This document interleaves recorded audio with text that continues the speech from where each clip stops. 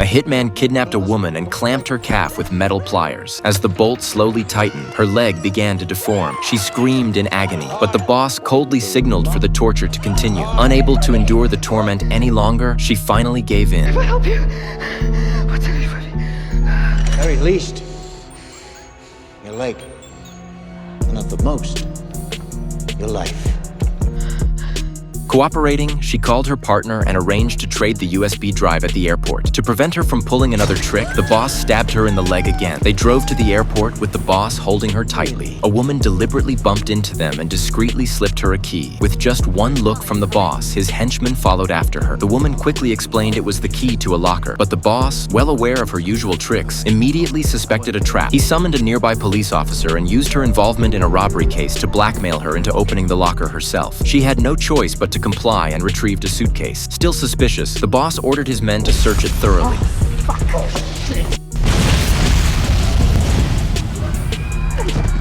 Smirking, the woman was clearly proud of herself. She'd tricked him again. The boss didn't waste time with words. He grabbed her injured leg, causing her to cry out. She lashed out with a kick, and when he tried to pull his gun, she disarmed him. After a brief scuffle, he managed to get her in a chokehold, but she grabbed his tie and pulled out the USB drive he had been desperately trying to find.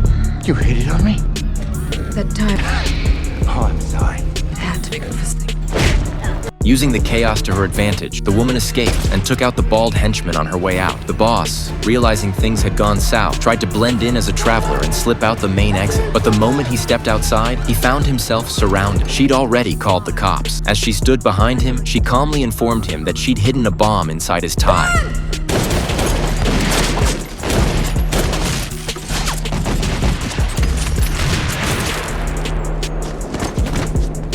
Once again, she had outplayed him. He died with his eyes wide open. As the police secured the scene, they discovered a few diamonds and mistakenly assumed the killer was behind a recent bank robbery. The woman cleared her name and boarded a plane out of the country. She handed the USB to a hacker, but once they saw what was on it, they were both stunned. Turns out the boss behind the assassination organization was a senator running for president, and the USB contained hard evidence of him orchestrating a war. Tracking the USB signal, the senator's men contacted the woman and threatened her to hand it over. But after seeing the files for herself, she made up her mind. She would expose everything. I've spent 6 years hiding in the darkness.